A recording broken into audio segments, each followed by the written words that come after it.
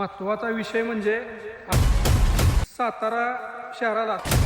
नमस्कार मित्रांनो, आज आपण चाललोय परळीच्या किल्ल्याला म्हणजेच सज्जनगडला, जे की आपल्या रामदास स्वामी महाराजांचे निवासस्थान आहे.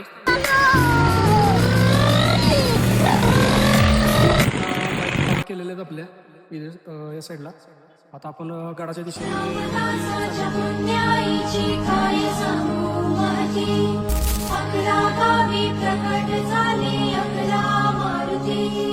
कुणी लंका जाळली,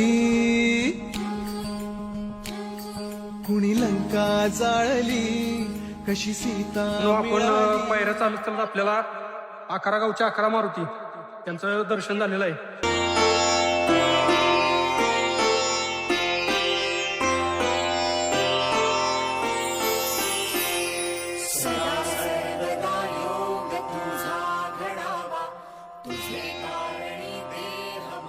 गडावर चढल्यानंतर आपल्याला एक छोटीशी बाजारपेठ लागते इथे.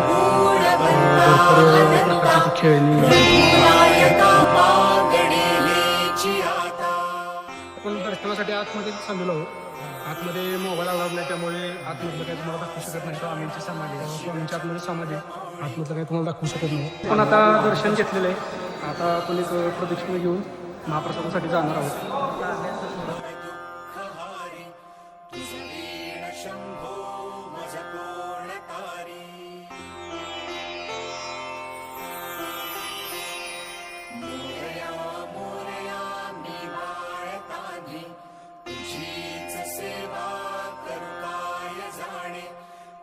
आपल्याला या साईडला संपूर्ण रामदास स्वामींचा जीवन संग्रह आतमध्ये पाहायला मिळतो.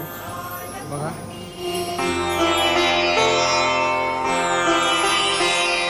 ज्या ज्या ठिकाणी मन जाय माझे, त्या त्या ठिकाणी निज रूप तुझे, मी ठेवितो मस्तक ज्या ठिकाणी, तेथे तुझे सद्गुरुवाय दोन्ही. मित्रांनो, आपण आता आहोत छत्रपती शिवाजी महाराजांच्या वाड्याच्या समोर, जो की रामदास स्वामी महाराजांना त्यांनी भेट केला होता. तिथे नांदतो ज्ञान राजा सुपात्र, तया आठविता महापुण्य राशी. म्हणजे आपल्या सातारा शहराला सातारा हे नाव का पडलं, तर त्याचं मूळ कारण हे आपल्याला स्वामींनी सांगितलेलं आहे.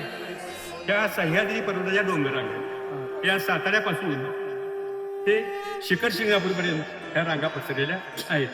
या रांगामध्ये 7 शिखर आहेत, महत्वाची 7 शिखर आहेत. 7 शिखराच्या मध्ये बसलो म्हणून सातारा. पूर्वीचं नाव आहे सप्ततारा. 7 शिखराच्या मध्ये बसलो ते सप्ततारा, अपभ्रंश झाला सातारा, ते सातारा.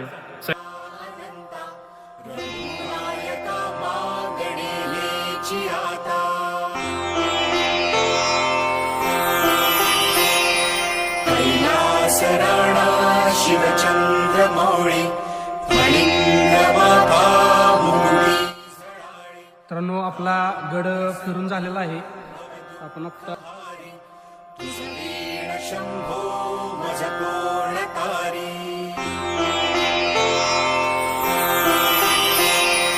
मोरया मोरया मी बाळतानी, तुझीच सेवा. गड उतरण्याच्या दिशेने चाललेलो आहे. तर आपल्याला त्या स्वामींनी चांगल्या प्रकारे माहिती दिली या गडाची पण, आणि रामदास स्वामींच्या बद्दल पण छान माहिती दिली. ज्या ज्या ठिकाणी मन जाय माझे, त्या त्या ठिकाणी निज रूप तुझे, मी